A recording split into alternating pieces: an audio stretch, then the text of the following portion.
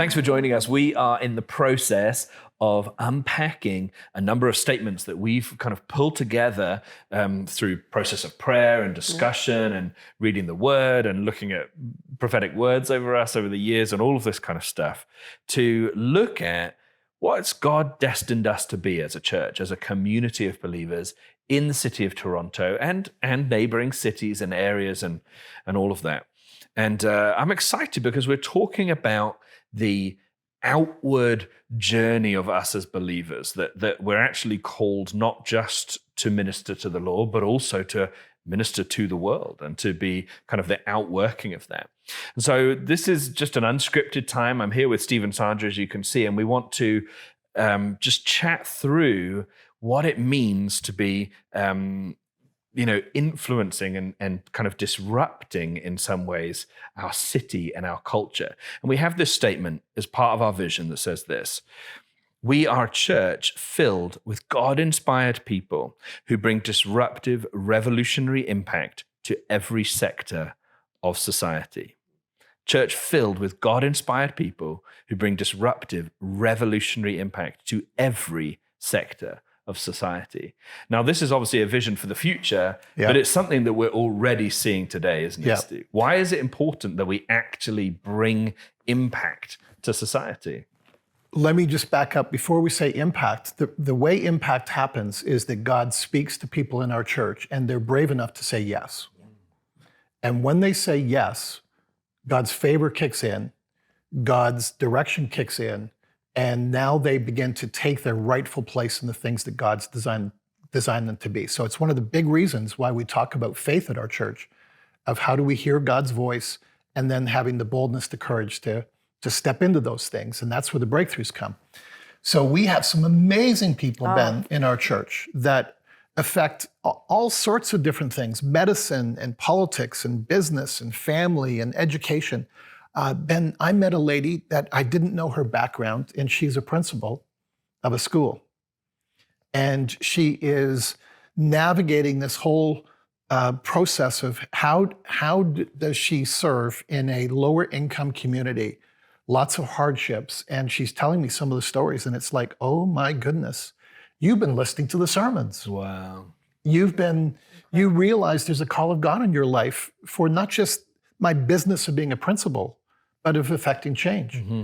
I'm thinking of some of the doctors in our church that have become the leading people in their sector. Yeah.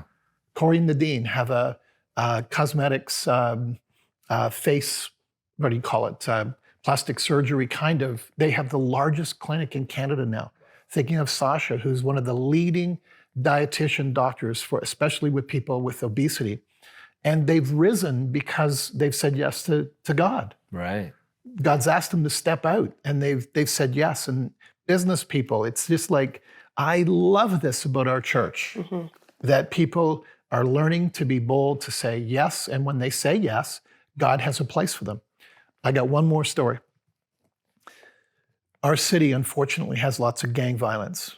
And a while back, there was a story of a birthday party that was taking place, 5-minute drive from our church, and a drive-by shooting, and a child at the birthday party was killed. Tragedy. Well, it just happens that one of the ladies in our church has a call of God on her life to care for the families in that very community, in that very building, and has been meeting with the parents, with the kids. It's a lot of single moms in that building. And this lady, that's her name, has been bringing transformation and changing people's lives. I love that. I think this is probably one of the statements in this vision that gets me most excited. It's this kind of missional nature, and actually the realization that every person in the church, even children in the church, actually have a call of God on their life and an area that he wants them to influence and bring revolutionary impact to. Just like Jesus, came and actually he was pretty revolutionary, right? He was disruptive in the way that he came into culture and to society. And I believe this is a call for every person in our church, whether they're a stay-at-home parent, or whether they're in high school, or in a factory job, or any kind of environment, there is this call to bring these revolutionary kingdom principles into action, isn't there? I love disruptive people, and I love our people in our church, and I just love what God's been doing. And I just love the testimonies of the people in this church where God has just said, this is where I think you should go.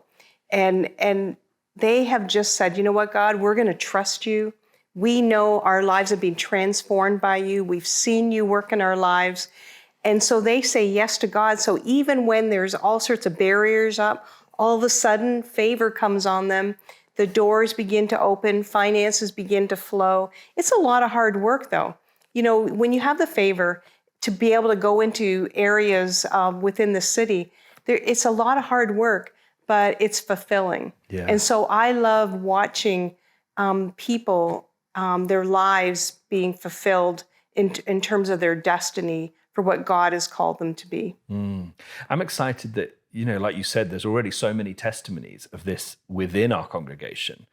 Well, how much more so if we start to get intentional about mentoring one another, about empowering one another, and really helping everyone to see that there is actually opportunity for them to do this within their own families, their own spheres of influence. I mean, I get excited thinking about 5 years from now that every seat in our church, every person who's at home and engaging from home is bringing this revolutionary kingdom impact to their lives and their world around them. Amen.